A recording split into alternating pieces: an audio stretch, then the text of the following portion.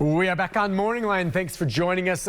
You're home with us right now, maybe watching, and I don't know, maybe you're retired, maybe you're someone who is not back at work until later today, or maybe you still haven't found another job yet coming back from the pandemic. That's what we're talking about this morning. Labor shortage, it's out there in general, nationwide, and here in Nashville it can be kind of tough for employers to find the workforce they need to get up and running again, which is crazy as everything is reopening and it's getting very busy.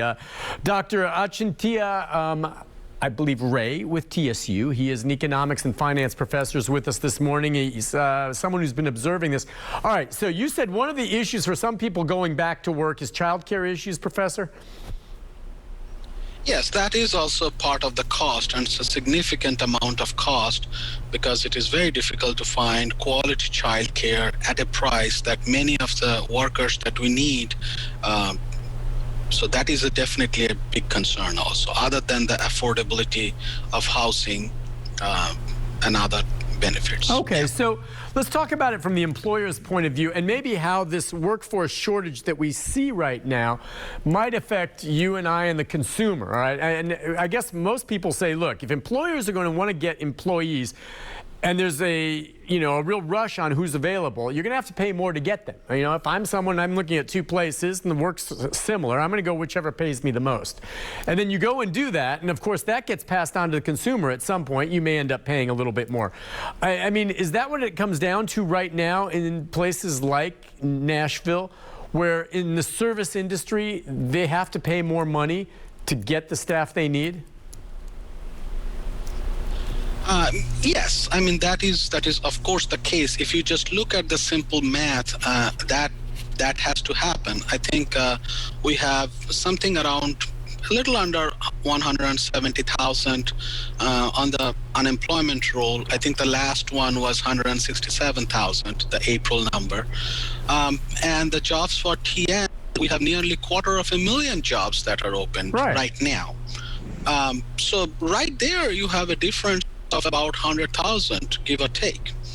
And that is probably going to grow as the economy opens up. And not only that, new businesses come in and new activities start taking place. I mean, we are having events. The sports is happening again after a long period of time. So those are some of the challenges in a growing city for sure. But one thing is math. I mean, we are not going to be able to fully fill up those gaps, right now, that 100,000 that we are talking about.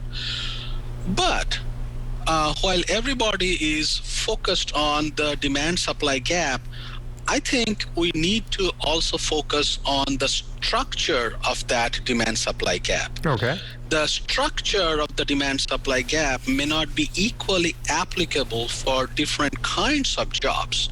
So for an example, when we are talking about the hospitality industry, yes, the hospitality industry is facing some challenges, but don't forget that other industries like nursing, there is a lot of demand for nursing staff. There are a lot of demand for programming people, coding people, electrician, plumbers, truck drivers, right? So yes, all of those structural component which require significant amount of skill, that needs to be addressed sooner or later. So there are two ways that we can think about it. First, we need to think about a policy to actually address them locally or regionally, connect with local universities, high schools, community colleges, try to prepare the labor force that is now required in the current labor market.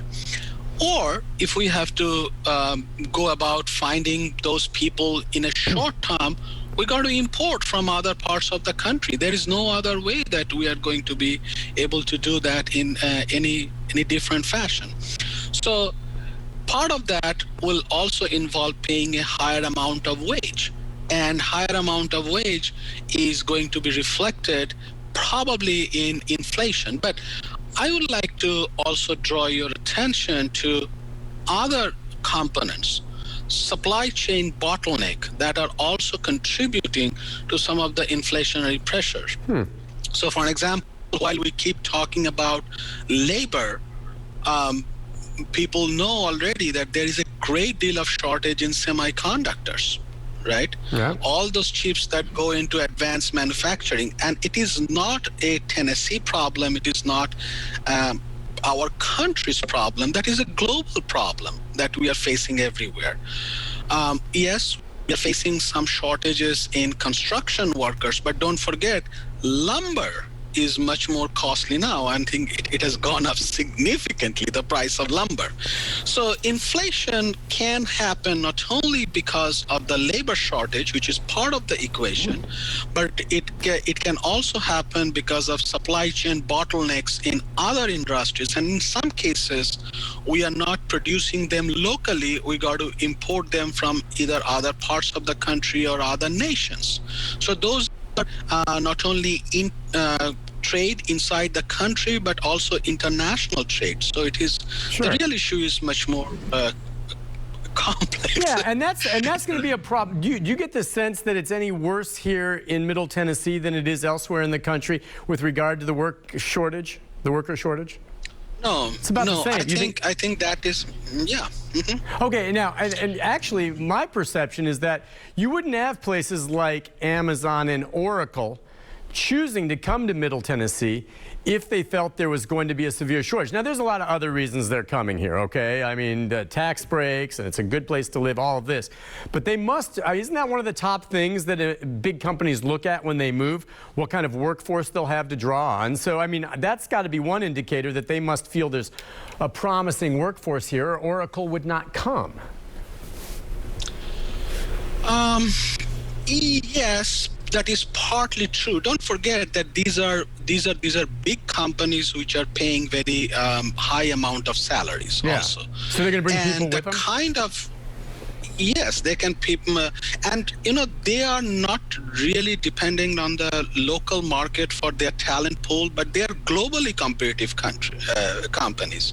If you think about Oracle and Amazon, their talent pool is all over the world. Okay. Yep. So they are competing with each other at an international level. But here is also another thing that we should remember, that when we talk about those big companies coming in, those people who are going to be highly paid employees, software professionals, coders, and all that, they also create secondary effect and tertiary effects on the market. And that is very, very well documented in labor economics. For high-tech jobs, anywhere between 4 to 6 additional jobs will be created because of those high-skilled people coming in. So just to give you an example, if we, between now and next 5-6 years, if we have another 5 to 10,000 very skilled people coming in, that would require another 30, 40, 50,000 people to serve them. Anybody from the retail industries to real estate to electrical to plumbing to nursing to doctors. I mean, you get the picture. So that demand-supply gap is here to stay for a long period of time. And for some of those jobs, we are not only competing locally, but we are competing regionally, and we are competing nationally, and in some cases internationally.